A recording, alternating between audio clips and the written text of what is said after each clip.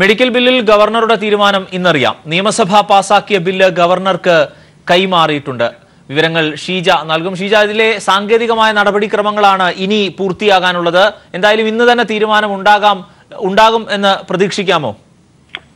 അരുൺ, ഏതായാലും medical bill സംബന്ധിച്ച് ഇന്നോ അല്ലെങ്കിൽ നാളെയോ തന്നെ ഗവർണറുടെ അന്തിമ തീരുമാനം ഉണ്ടാകും എന്ന് തന്നെയാണ് നമുക്ക് അറിയാൻ സാധിക്കുന്നത്. കാരണം തിങ്കളാഴ്ച 9-ാം തീയതി മുതൽ അദ്ദേഹം ചികിത്സയ്ക്കായി പോവുകയാണ്. അതുകൊണ്ട് തന്നെ ഇന്നോ നാളെയായി തന്നെ ഗവർണർ ഈ ബില്ലുമായി ബന്ധപ്പെട്ട് അദ്ദേഹത്തിന്റെ തീരുമാനം അറിയിക്കും. ഒന്നുകിൽ അദ്ദേഹം ബില്ലിൽ ഒപ്പുവെക്കുന്നതായിരിക്കും, അതല്ല അതേപെട്ട് സുപ്രീം കോടതിയുടെ പ്രത്യേകിച്ചും സുപ്രീം കോടതി ഓർഡിനൻസ് സ്റ്റേ ചെയ്തിരിക്കുന്ന ഒരു സാഹചര്യത്തിൽ എന്തെങ്കിലും സംശയങ്ങൾ ഉണ്ടെങ്കിൽ സർക്കാരിനോട് വിശദീകരണം തേടുന്നതായിരിക്കും. ഏതായാലും ഇത് സംബന്ധിച്ച് അദ്ദേഹം എന്ത് നിലപാട് കൈക്കൊള്ളുന്നു എന്നുള്ളത് ഇന്നോ അല്ലെങ്കിൽ നാളെയോടുകൂടി തന്നെ അറിയാൻ സാധിക്കും എന്നാണ് നമുക്കിപ്പോൾ അറിയാൻ കഴിയുന്നത്. അതേസമയം ഇതുമായി ബന്ധപ്പെട്ടുകൊണ്ട് രാജ്ഭവനിൽ അല്പസമയം മുമ്പ് ഗവർണറെ കാണാനായി നിയമ സെക്രട്ടറി BG ഹരീന്ദ്രനാഥ് എത്തി എന്നുള്ള തരത്തിൽ വാർത്തകൾ ഉണ്ടായിരുന്നു. ഇതിൽ അദ്ദേഹം നൽകുന്ന വിശദീകരണം എന്ന് പറയുന്നത് താൻ ബില്ലുമായി ബന്ധപ്പെട്ടുകൊണ്ട് യാതൊരു തരത്തിലുള്ള കൂടിക്കാഴ്ചയും ഗവർണറുമായി നടത്തിയിട്ടില്ല എന്നുള്ള കാര്യം അദ്ദേഹം വ്യക്തമാക്കിയിട്ടുണ്ട്.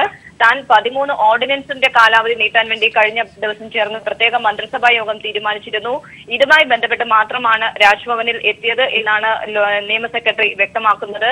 അതോടൊപ്പം തന്നെ ഈ ബില്ലുമായി ബന്ധപ്പെട്ടുകൊണ്ട് സർക്കാർ ചെയ്യാവുന്നതെല്ലാം ചെയ്തു കഴിഞ്ഞിട്ടുണ്ട്. ഇനി ഇതിൽ അന്തിമ തീരുമാനം കൈക്കൊള്ളേണ്ടത് ഗവർണറാണ് എന്നുള്ളത് തന്നെയാണ് സർക്കാർ നിലപാട്. ഗവർണർ എന്ത് തീരുമാനം സ്വീകരിക്കുന്നു അതിന്റെ അടിസ്ഥാനത്തിൽ തുടർ നടപടികൾ തീരുമാനിക്കാം എന്നുള്ളൊരു നില തന്നെയാണ് സർക്കാർ സ്വീകരിച്ചിരിക്കുന്നത്. ഏതായാലും ഇനി തുടർ തീരുമാനങ്ങൾ ഗവർണറുടെ നിലപാടനുസരിച്ച് തന്നെയായിരിക്കും സർക്കാർ സ്വീകരിക്കുക. അരുൺ. ഷീജ തിരുവനന്തപുരത്ത് നിന്ന് വിവരങ്ങൾ നൽകിയത്. ഷീജ, മറ്റന്നാൾ എന്തായാലും അദ്ദേഹം ടെലിഫോൺ ലൈനിലുണ്ടോ? വാർത്തയിലേക്ക് വരാം. ഫീസ് വർധന ആവശ്യപ്പെട്ട സ്വാശ്രയ മെഡിക്കൽ മാനേജ്മെന്റുകൾ ഹൈക്കോടതിയെ സമീപിച്ചു. ഫീസ് 11 ലക്ഷം രൂപയാക്കണം എന്നാണ് മാനേജ്മെന്റുകളുടെ ആവശ്യം. ഫീസ് റെഗുലേറ്ററി കമ്മിറ്റി നിശ്ചയിച്ച ഫീസ് അപര്യാപ്തമാണ് എന്നാണ് മാനേജ്മെന്റുകളുടെ നിലപാട്. Justice R. രാജേന്ദ്രബാബു കമ്മിറ്റി നിശ്ചയിച്ച ഫീസ് അപര്യാപ്തമാണെന്നാണ് സ്വാശ്രയ മെഡിക്കൽ മാനേജ്മെന്റുകളുടെ നിലപാട്. MBBS ജനറൽ സീറ്റിന് 5.5 ലക്ഷവും NRI സീറ്റിന് 20 ലക്ഷവുമായാണ് റെഗുലേറ്ററി കമ്മിറ്റി ഫീസ് നിശ്ചയിച്ചിരുന്നത്. BDSന് 2.9 ലക്ഷവുമായിരുന്നു നിശ്ചയിച്ച ഫീസ്. ഫീസ് റെഗുലേറ്ററി കമ്മിറ്റിക്ക് ഫീസ് നിശ്ചയിക്കാൻ അധികാരമില്ല എന്നതാണ് മാനേജ്മെന്റുകളുടെ ഒരു വാദം. ഈ സാഹചര്യത്തിൽ രാജേന്ദ്രബാബു കമ്മിറ്റിയുടെ തീരുമാനം റദ്ദാക്കണമെന്നും ഹർജിയിൽ ആവശ്യപ്പെടുന്നു. ഒപ്പം MBBS ജനറൽ സീറ്റിന് വാർഷിക ഫീസ് 11 ലക്ഷമായി വർദ്ധിപ്പിക്കണമെന്നാണ് മാനേജ്മെന്റുകളുടെ ആവശ്യം. 21 കോളേജുകളാണ് ഹൈക്കോടതിയെ സമീപിച്ചത്. 4000-ഓളം മെഡിക്കൽ വിദ്യാർത്ഥികളെയാവും ഫീസ് വർധന ബാധിക്കുക. ഈ സാഹചര്യത്തിൽ മെഡിക്കൽ വിദ്യാർത്ഥികളുടെ രക്ഷിതാക്കളും ഹർജിയിൽ കക്ഷി ചേരുമെന്ന് അറിയിച്ചിട്ടുണ്ട്. ഹൈക്കോടതിയിൽ കേസ് നിലനിൽക്കുന്നതിനാൽ ഫീസ് നിശ്ചയിച്ചുകൊണ്ടുള്ള റെഗുലേറ്ററി കമ്മിറ്റിയുടെ തീരുമാനം ഉത്തരവായി പുറത്തിറങ്ങിയിരുന്നില്ല. ഹർജി തിങ്കളാഴ്ച ഹൈക്കോടതി വീണ്ടും പരിഗണിക്കും. News bureau, Kochi. വരാപ്പുഴയിൽ RSS അതിക്രമത്തിൽ ഗൃഹനാഥൻ ആത്മഹത്യ ചെയ്ത സംഭവത്തിൽ 9 RSSകാർ പിടിയിലായി. ഇവരുടെ അറസ്റ്റ് ഇന്ന് തന്നെ രേഖപ്പെടുത്തും. ഇന്നലെയാണ് RSS അതിക്രമത്തിൽ മനംനൊന്ത് വരാപ്പുഴയിലെ KM വാസുദേവൻ ആത്മഹത്യ ചെയ്തത്. പട്ടാപ്പകൽ ഒരു സംഘം RSSകാർ വാസുദേവനെയും കുടുംബാംഗങ്ങളെയും ആക്രമിക്കുകയും വീട് തല്ലി തകർക്കുകയും ചെയ്തിരുന്നു. തൊട്ടുപിന്നാലെ വാസുദേവൻ ആത്മഹത്യ ചെയ്യുകയായിരുന്നു. സംഭവത്തിൽ പ്രതിഷേധിച്ച് വരാപ്പുഴയിൽ LDF ഹർത്താൽ ആചരിക്കുകയാണ്. കുടിവെള്ളം മുട്ടിച്ചും മാറാരോഗങ്ങൾ വിതച്ചും ജീവിതം ദുസ്സഹമാക്കി എന്നാരോപിച്ച് BPCLന്റെ കൊച്ചിൻ റിഫൈനറിക്കെതിരെ പ്രതിഷേധം ശക്തമാകുന്നു. റിഫൈനറിക്ക് സമീപത്തുള്ള 38 കുടുംബങ്ങളാണ് കമ്പനിയുടെ വാതിൽക്കൽ അനിശ്ചിതകാല സമരം ആരംഭിച്ചത്. കേന്ദ്ര സർക്കാരിന്റെ കോടികൾ ലാഭം കൊയ്യുന്ന റിഫൈനറിയാണ് സാധാരണ ജനങ്ങളുടെ ജീവന് ഭീഷണിയാകുന്നത്. കുടിക്കാൻ നല്ല വെള്ളത്തിനും ശ്വസിക്കാൻ ശുദ്ധവായുവിനും വേണ്ടിയുള്ള സഹന സമരമാണിത്. കേന്ദ്ര സർക്കാരിന്റെ കോടികൾ ലാഭം കൊയ്യുന്ന കൊച്ചിൻ റിഫൈനറിയാണ് പ്രദേശവാസികളുടെ ജീവന് ഭീഷണിയായി നിലകൊള്ളുന്നത്. അധികാരികളുടെ മുന്നിൽ കൈനീട്ടിയും കാരുണ്യം കാണിക്കാതെയും വന്നോടെ പ്രതിഷേധ മുദ്രാവാക്യം ഉയർത്തിയും കഞ്ഞിവെച്ച് സമരം നടത്തിയും ഇവർ ജീവിക്കാനായി സമരമുഖത്തേക്ക് ഇറങ്ങുകയായിരുന്നു. കുടിക്കാൻ വെള്ളം പോലും 2 മാസക്കാലമായി കമ്പനിയുടെ ഫയലിംഗ് നിമിത്തം വെള്ളം പോലും ഇല്ലാണ്ട് ഞങ്ങൾ വളരെയധികം കഷ്ടപ്പെടണം. പാർട്ടിക്കാരും ചില വ്യക്തികളും ഞങ്ങൾക്കാണ് വെള്ളം കൊണ്ട് തന്ന് കുടിച്ചുകൊണ്ടിരിക്കുന്നത്. ഞങ്ങൾക്ക് ഒരു നിവൃത്തിയില്ല. പണി എന്ന് പറഞ്ഞ പരിസരത്ത് ആർക്കും പണി പോലും ഇല്ല ഈ കമ്പനി മുഖാന്തരം. 2 വർഷക്കാലമായി ഈ പൊല്യൂഷനെതിരെ ഞങ്ങൾ സമരം ചെയ്തിട്ടും അത് കണ്ടില്ല എന്ന് നടിക്കുന്ന ഈ കൊച്ചിൻ റിഫൈനറിയുടെ ധിക്കാരപരമായ നടപടി ഇനിയെങ്കിലും അവസാനിപ്പിക്കണമെന്ന് ആവശ്യപ്പെട്ടുകൊണ്ടാണ് ഈ കമ്പനി ഗേറ്റിലേക്ക് വീണ്ടും ഞങ്ങൾ ഒരു സമരവുമായി എത്തിയിട്ടുള്ളത്. മാറാരോഗങ്ങളും ദുരിതങ്ങളും മൂലം കഴിയുന്ന ഇവർക്ക് തങ്ങളുടെ ഭൂമി ഏറ്റെടുത്ത് കമ്പനി ന്യായവില നൽകണമെന്നാണ് ആവശ്യം. 12 മണിയാകുമ്പോഴേക്കും അന്യായം മണാണ്. എന്നുവെച്ചാൽ ആർക്ക് നിൽക്കാൻ വരെ പറ്റില്ല. ഫയറിങ് കാരണം ഈ നാട്ടിൽ കിടക്കാൻ വരെ പറ്റുന്നില്ല. നമ്മൾ കുറേ ആൾ ജീവിക്കുമായിരിക്കും, ഈ ഉള്ള പിള്ളേർ എങ്ങനെ ജീവിക്കും? കേന്ദ്ര സർക്കാരിന്റെ വൻകിട പൊതുമേഖലാ കമ്പനികളിൽ ഏറ്റവും പ്രധാനപ്പെട്ടതാണ് BPCLന്റെ കൊച്ചിൻ റിഫൈനറി. ബഫർ ഷോണും ഗ്രീൻ ബെൽറ്റും കൃത്യമായ തോതിൽ പാലിക്കാതെ എല്ലാ അനുമതികളും കേന്ദ്രത്തിൽ നിന്നും നേടിയാണ് പാവങ്ങളായ നാട്ടുകാരെ ദുരിതത്തിലാക്കുന്നത്. വരും നാളുകളിൽ അനിശ്ചിതകാല നിരാഹാരം ഉൾപ്പെടെ പ്രതിഷേധം ശക്തമാക്കാനാണ് ഇവരുടെ തീരുമാനം. News bureau, Kochi. രമേശ് ചെന്നിത്തലയ്ക്കെതിരെ തുറന്നടിച്ച ശോഭന ജോർജ്. രമേശ് ചെന്നിത്തല UDFന്റെ ഗോർബച്ചേവ് എന്ന ശോഭന. KPCCയിൽ ഇഷ്ടക്കാരെ തിരുകിക്കയറ്റലാണ് ചെന്നിത്തല ചെയ്യുന്നതെന്നും ചെന്നിത്തല നേതൃസ്ഥാനത്തേക്ക് എത്തിയ ശേഷം UDF ശോഷിച്ചുവെന്നും ശോഭന ജോർജ്. കൈരളി TV MD ജോൺ ബ്രിട്ടാസിനു നൽകിയ അഭിമുഖത്തിലാണ് ശോഭന ജോർജ് തുറന്നടിച്ചത്. ചരിത്രത്തിലെ UDFന്റെ ഗോർബച്ചോവാണ് രമേശ് ചെന്നിത്തല. UDFന്റെ ഗോർബച്ചോവ്, അതിനെന്താ സംശയം? എല്ലാരും പോവല്ലേ, ആരെയും വേണ്ടല്ലോ. ആരുണ്ടിപ്പോ UDFന്റെ അകത്ത്, കോൺഗ്രസ് പാർട്ടിക്കകത്ത്? എന്താ ഈ അദ്ദേഹം ഗോർബച്ചോവ് ആണ് എന്ന് പറയാൻ കാരണം? എല്ലാരെയും വിടുകയല്ലേ. റഷ്യയിലെ ഗോർബച്ചോവ് എന്താ സംഭവിച്ചത്? ഒരു സമയത്ത് അത് തന്നെയല്ലേ ഇപ്പം നടക്കുന്നത് UDFന്റെ അകത്ത്. മാനസാർ എങ്ങനെ പോയെ? ഞാൻ അതിനെപ്പറ്റി ഒരു കാര്യത്തിലേക്കൊന്നും പോകാൻ ആഗ്രഹിക്കും. ഒരു കാര്യം മാത്രം ഓർത്താൽ മതി. 365 അംഗങ്ങൾ ഉണ്ടായിരുന്നു KPCC എക്സിക്യൂട്ടീവിൽ. 40-ലധികം വനിതകളുണ്ടായിരുന്നു. അതിലെ ഒരാളാവാനുള്ള യോഗ്യത എനിക്കില്ലേ? എന്താ അയോഗ്യത? എനിക്ക് എത്ര ആർക്കും, ഞാൻ പറഞ്ഞില്ലേ, മഹാത്മാക്കളാണെന്ന് കരുതിയവർ പോലും ഞാൻ അതും അവരുടെ അവഗണനയും ഞാൻ കണ്ട ഒരാളാണ്. പിന്നെ മനസ്സിലാക്കി നേരല്ല. പലരോടും പുള്ളി പിന്നെ സംസാരിച്ചു എന്നാ പറയുന്നത്.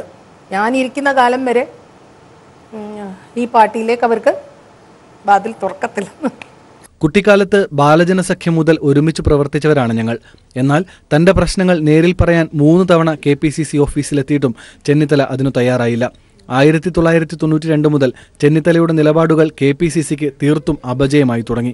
പ്രവർത്തന പരിചയമോ യോഗ്യതയോ ഇല്ലാത്ത പലരെയും രമേശ് ചെന്നിത്തല നേതൃസ്ഥാനങ്ങളിൽ തിരുകിക്കയറ്റി. LDFൽ താനെത്തിയ സമയം വൈകിട്ടില്ലെന്നും KPCCയുമായി ഒരു ബന്ധം ചെന്നിത്തലയുള്ള കാലം വരെ അടഞ്ഞ അധ്യായമാണെന്നും ശോഭന ജോർജ് പറഞ്ഞു. MLA ആയിരുന്ന ഘട്ടത്തിൽ ചെങ്ങന്നൂരിൽ താൻ തുടങ്ങിവെച്ച വികസന പ്രവർത്തനങ്ങളെ സ്തംഭനാവസ്ഥയിലാക്കിയതും അട്ടിമറിച്ചതും കോൺഗ്രസ് നേതൃത്വമാണെന്നും ശോഭന ജോർജ് തുറന്നു പറഞ്ഞു. News desk people TV. Venduruthy Vikrant പാലത്തിൽ മണ്ണുമാന്തി കപ്പലിടിച്ച സംഭവത്തിൽ കപ്പൽ കമ്പനിക്കെതിരെയും കപ്പിത്താനെതിരെയും കേസെടുത്തു. സാമ്പത്തിക നഷ്ടം ഉൾപ്പെടെ വകുപ്പുകൾ ചേർത്താണ് കേസെടുത്തിരിക്കുന്നത്. അപകടമുണ്ടായതോടെ പുതിയ പാലത്തിന്റെ ബലക്ഷയം സംബന്ധിച്ചും ആശങ്കകൾ തുടരുകയാണ്.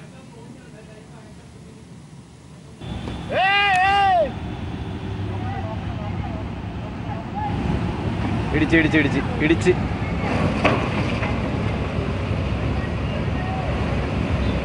ബുധനാഴ്ച ഉച്ചയോടെയായിരുന്നു വെണ്ടുരുത്തി വിക്രാന്ത് പാലത്തിൽ മണ്ണുമാന്തി കപ്പൽ ഇടിച്ചത്. മുംബൈ ആസ്ഥാനമായി പ്രവർത്തിക്കുന്ന ത്രിവേദി പ്രേം എന്ന കപ്പൽ നാവികസേനയ്ക്ക് വേണ്ടി കായൽ ഡ്രഡ്ജ് ചെയ്യാനെത്തിയതായിരുന്നു. ഇതിനിടെ ശക്തമായ വേലിയേറ്റത്തിൽ നിയന്ത്രണം വിട്ട് കപ്പൽ പാലത്തിൽ വന്നിടിച്ചു. പരിശോധനയിൽ പാലത്തിന് ക്ഷതം സംഭവിച്ചതായി കണ്ടെത്തിയിട്ടുണ്ട്. പൊതുമരാമത്ത് അധികൃതർ നൽകിയ പരാതിയിലാണ് കപ്പലിനെതിരെയും കപ്പിത്താനെതിരെയും കൊച്ചി ഹാർബർ പോലീസ് കേസെടുത്തിരിക്കുന്നത്. അതേസമയം അപകടം നടന്ന ദിവസം പോലീസിനെയോ പോർട്ട് അധികൃതരെയോ അപകട വിവരം അറിയിച്ചില്ലെന്നും പരാതിയുണ്ട്. ശക്തമായ ഇടിയിൽ പാലത്തിൽ പൊട്ടലുണ്ടായ സാഹചര്യത്തിൽ തൂണുകളുടെ ബലം പരിശോധിക്കണമെന്നാണ് പൊതുമരാമത്ത് വകുപ്പ് പറയുന്നത്. കായലിനടിയിൽ പരിശോധന നടത്തുന്നതിന് നാവികസേനയുടെ അനുമതിക്കായി അപേക്ഷ നൽകി കാത്തിരിക്കുകയാണ് പൊതുമരാമത്ത് വകുപ്പ്.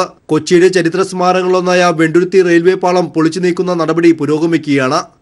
2002 ഈ പാളങ്ങളുടെ തൂണിൽ മണ്ണുമാന്തി കപ്പൽ ഇടിച്ചതാണ് ഈ പാളങ്ങളുടെ തലവര മാറ്റിയത്.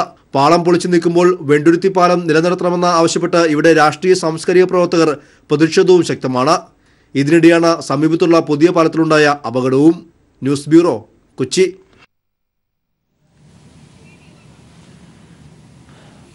കണ്ണൂർ മെഡിക്കൽ കോളേജ് മാനേജ്മെന്റിന് എതിരെ PTA.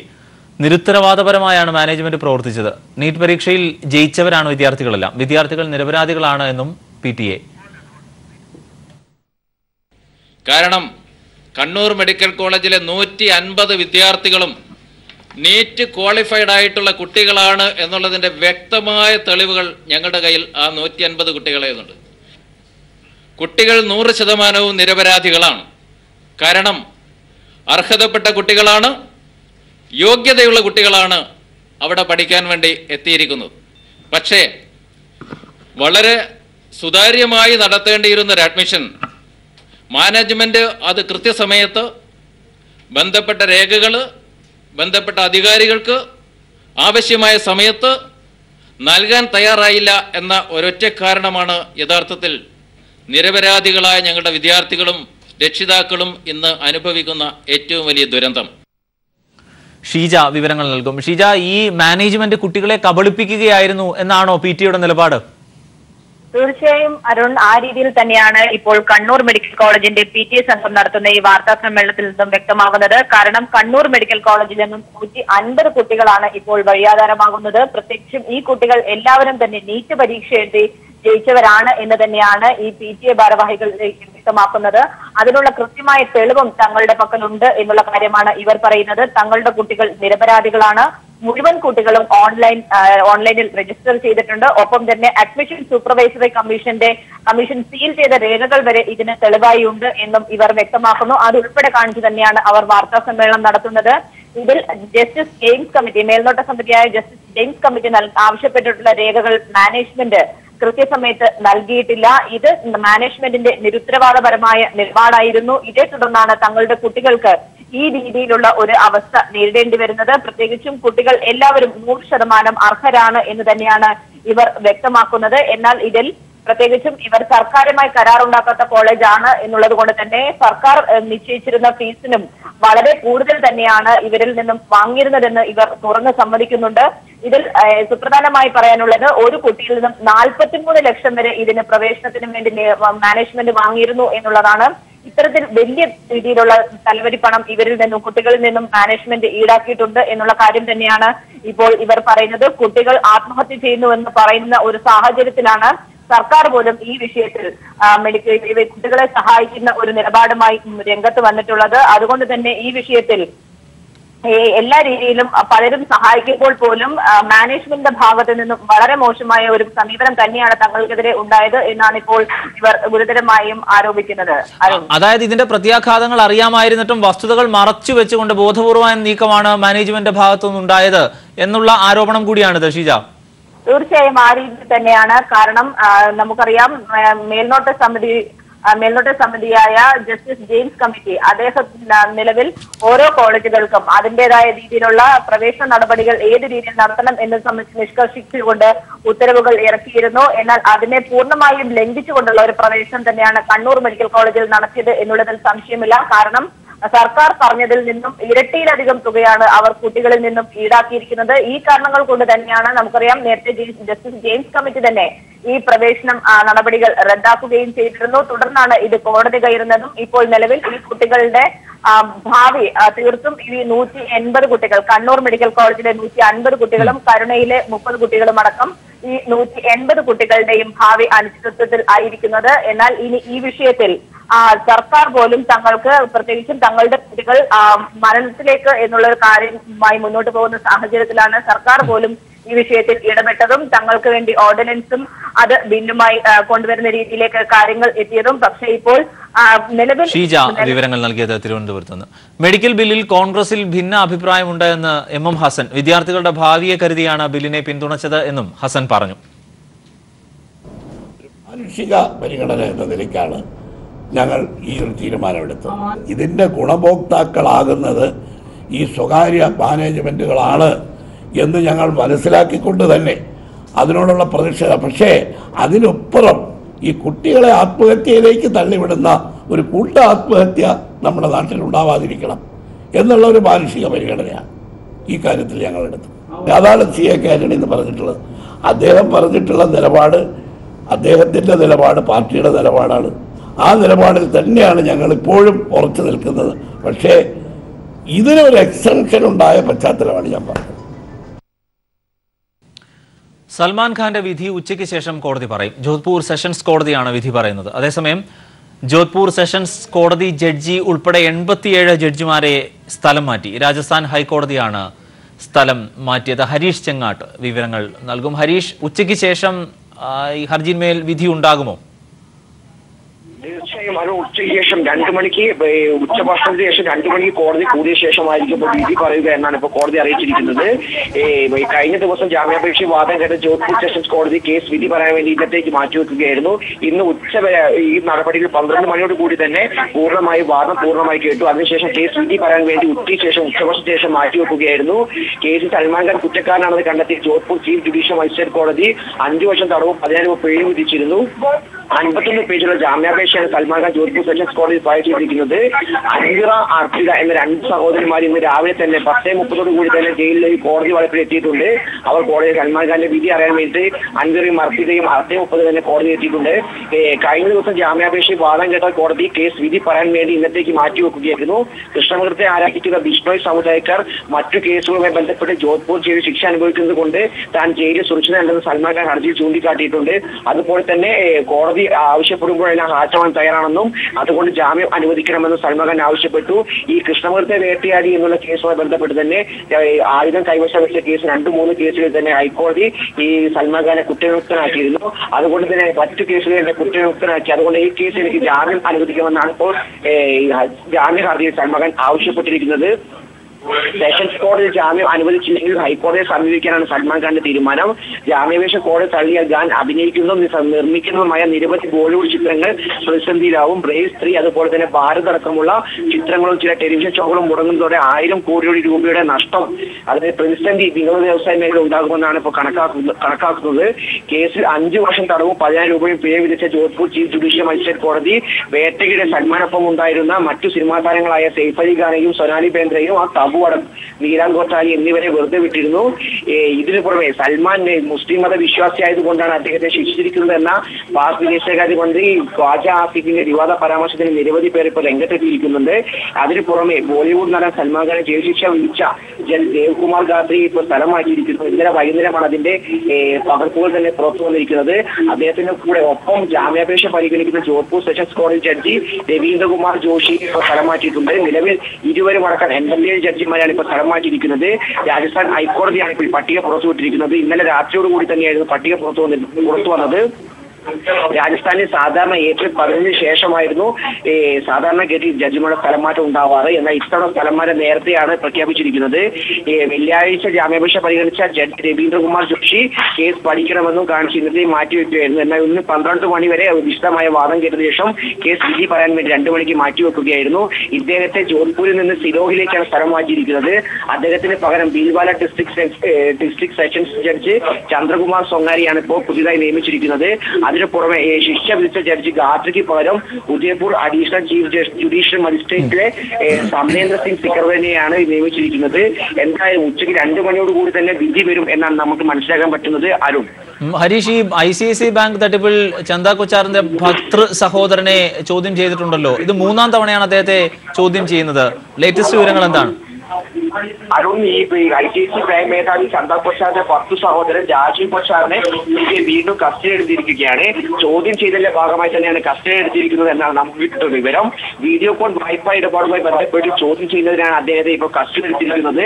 ഇത് 3ാം തവണയെ തന്നെയാണ് രാജീവിനെ CBI ചോദ്യം ചെയ്തതിന്റെ അടിസ്ഥാനത്തിൽ കസ്റ്റഡി എടുക്കുന്നത്. അതേസമയം ICICI ബാങ്ക് മേധാവി ചന്ദ കൊച്ചാർ, വീഡിയോകോൺ ഗ്രൂപ്പ് പ്രൊമോട്ടർ വേണുഗോപാൽ ദൂത്ത്, അതുപോലെ തന്നെ ചന്ദ കൊച്ചാറിന്റെ ഭർത്താവ് ദീപക് കൊച്ചാർ എന്നിവർക്കെതിരെ ഇപ്പോൾ CBI ലുക്കൌട്ട് നോട്ടീസും പുറപ്പെടുവിച്ചിട്ടുണ്ട്. ഇവരെല്ലാവരും വിദേശ രാജ്യങ്ങളിൽ കടക്കാൻ സാധ്യതയുണ്ടെന്ന് കണക്കിലാക്കിയാണ് ഇപ്പോൾ ലുക്കൌട്ട് നോട്ടീസ് പുറപ്പെടുവിച്ചിരിക്കുന്നത്. എല്ലാ വിമാനത്താവളങ്ങളിലും എല്ലാം നോട്ടീസ് പുറപ്പെടുവിച്ചിട്ടുണ്ട്. നിലവിൽ ചന്ദ്ര കൊച്ചാറിന്റെ ഭർത്തൃ രാജീവ് കൊച്ചാറിനെ CBI കൂടുതലായി ചോദ്യം ചെയ്തു വരികയാണ്. 3 തവണ അദ്ദേഹത്തിന് CBI കസ്റ്റഡിയിൽ ചോദ്യം ചെയ്തിരുന്നു. ഇതിൽ 3ാം തവണയാണ് ഇപ്പോൾ ചോദ്യം ചെയ്ത് വെച്ചുകൊണ്ടിരിക്കുന്നത്. നിലവിൽ ഇവർക്കെതിരെ ലുക്കൌട്ട് നോട്ടീസ് പുറപ്പെടുവിച്ചിട്ടുണ്ട് CBI. അരുൺ, ഹരീഷ് ചെങ്ങാട്ട് വിവരങ്ങൾ. മൺമറഞ്ഞ മാധ്യമപ്രവർത്തകൻ സനൽ ഫിലിപ്പിന്റെ സ്മരണാർത്ഥം ഇടുക്കി പ്രസ് ക്ലബ്ബ് സംഘടിപ്പിക്കുന്ന ഷോർട്ട് ഫിലിം ഫെസ്റ്റിന് തുടക്കമായി. മേള പ്രമുഖ സിനിമാ സംവിധായകൻ പ്രദീപ് M. നായർ ഉദ്ഘാടനം ചെയ്തു. തൊടുപുഴ പ്രസ് ക്ലബ്ബ് ഹാളിലെ മിനി തിയേറ്ററിൽ നടക്കുന്ന പ്രദർശനത്തിന് പ്രവേശനം സൗജന്യമാണ്. 998 പേരുടെ സുന്നത്ത് നടത്തിയ എക്സ്പീരിയൻസ് ഉള്ള കത്രികപ്പുരയ്ക്കൽ ലാസറോസാൻ ഒറ്റയടിക്ക് 2 സുന്നത്ത് നടത്തി 1000 തികയ്ക്കുക എന്ന ലക്ഷ്യത്തോടെയാണ് ഈ വരവ്. കേരളത്തിനകത്തും പുറത്തുനിന്നുമായി ലഭിച്ച 65 എൻട്രികളിൽ 22 ഹ്രസ്വ ചിത്രങ്ങളാണ് മത്സര ഇനത്തിലേക്ക് പരിഗണിച്ചത്. ഈ 22 ചിത്രങ്ങൾക്കൊപ്പം ഡോക്യുമെന്ററികൾ ഉൾപ്പെടെ 27 ചിത്രങ്ങൾ 3 ദിവസമായി നടക്കുന്ന ഇടുക്കി ഷോർട്ട് ഫിലിം ഫെസ്റ്റ് 2018 പ്രദർശിപ്പിക്കും. പുരസ്കാരത്തിന് അർഹമായ ചിത്രങ്ങൾ ഫെസ്റ്റ് ഉദ്ഘാടകനും ജൂറി ചെയർമാനുമായ പ്രശസ്ത സംവിധായകൻ പ്രദീപ് എം നായർ പ്രഖ്യാപിച്ചു. നമ്മൾ മികച്ച സിനിമ ക്ഷണക്കത്ത്, മികച്ച രണ്ടാമത്തെ ചിത്രം പല്ലൊട്ടി, മികച്ച വിദ്യാർത്ഥികളുടെ ഹ്രസ്വചിത്രം ഇടവഴിയിലെ കാറ്റ്, കൂടാതെ ഒരു സ്പെഷ്യൽ ജൂറി അവാർഡ് നമ്മൾ ഒരു ചിത്രത്തിന് നൽകുന്നുണ്ട്. റാന്തൽ എന്നാണ് ആ സിനിമയുടെ പേര്. മികച്ച ചിത്രങ്ങൾക്കുള്ള പുരസ്കാരങ്ങൾ തിങ്കളാഴ്ച സമ്മാനിക്കും. പൂമരം ചിത്രത്തിലെ താരങ്ങളും അണിയറ പ്രവർത്തകരും ഒത്തുചേരുന്ന സമാപന ചടങ്ങിൽ തൊടുപുഴ ന്യൂമാൻ കോളേജ് ഓഡിറ്റോറിയത്തിൽ വെച്ചാണ് പുരസ്കാര വിതരണം. തൊടുപുഴ ചാഴികാട്ട് ആശുപത്രിയാണ് സമ്മാനങ്ങൾ സ്പോൺസർ ചെയ്തിരിക്കുന്നത്. News bureau, Idukki.